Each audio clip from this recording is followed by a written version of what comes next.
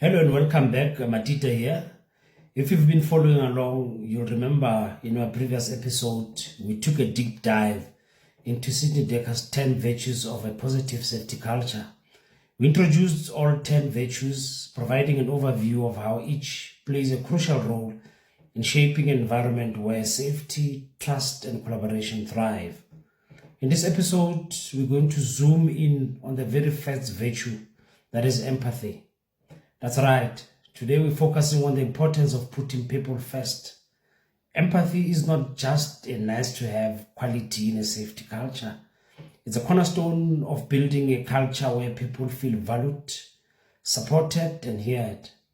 So let's unpack what empathy really means in the context of safety and why it's essential for creating a positive safety culture. We'll take a closer look at how empathy can drive better outcomes in organizations and how it can help prevent incidents before they even happen. In the 10 virtues of a positive safety culture, Sidney Dekker highlights that empathy is the foundation upon which all other virtues are built. Why? Because when we put people first, when we genuinely understand their perspective, experience, and challenges, we create an environment that promotes open communication, collaboration, and ultimately safety. But what does empathy look like in practice? It's more than just being compassionate or offering a sympathetic ear. Empathy, as Dekker explains, it's about seeing things from others' perspective. It's about engaging with people, not as means to an end or to extract information, but as individuals, we have their own lived experiences and insights. When we cultivate empathy in a safety culture, we shift our focus from blaming individuals for mistakes to understanding the systematic factors that influence behavior. This means we stop looking at people as the problem and start focusing on how we as organizations or teams can better support them. Empathy means recognizing that people are not robots who fail to perform according to the rules, but humans who are working under complex and often unpredictable conditions.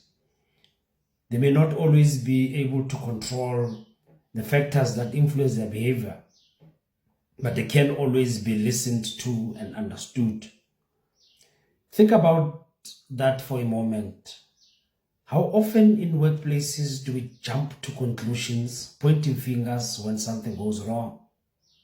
How often do we forget that behind every mistake or near miss, there is a person struggling with the same challenges as we face? That is time pressure, stress, distractions, and competing priorities. Empathy calls for us to pause, listen, and seek understanding before making judgments. It's about taking the time to understand the why behind actions. It's about creating a culture where people don't fear speaking up, where they can share their concerns without the risk of being reprimanded or blamed.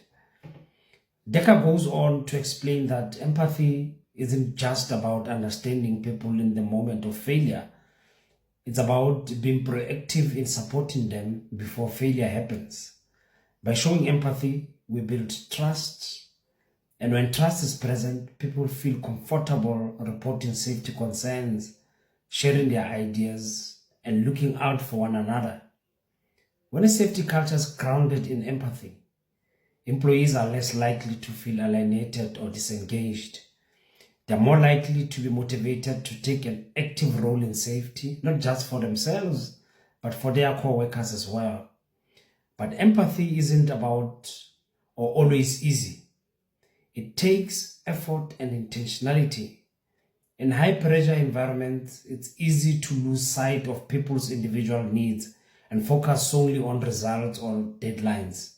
However, Dekker reminds us that the long-term benefit of an empathic safety culture far outweigh the short-term discomfort of slowing down to listen and understand. For example, take a look at what happens when empathy is absent. Without empathy, we may rush to punish employees for making mistakes. which only fosters a culture of fear and mistrust. People won't speak up because they're worried about the consequences.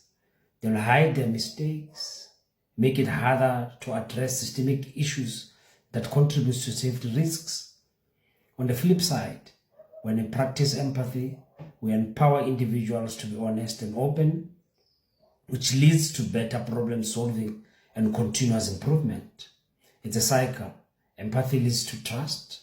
Trust leads to better reporting. Better reporting leads to better safety outcomes, and so on. So, how can you apply empathy in your own organization or team? Here are a few takeaways. 1, listen actively. When someone brings up a concern, don't just hear their words, understand their feelings and their point of view. Make them feel valued and heard. 2, avoid blame. Instead of focusing on who is at fault, try to understand the bigger picture. What external factors influence the person's behavior? What systems could be improved to reduce the likelihood of the issue occurring again? 3, support, don't punish.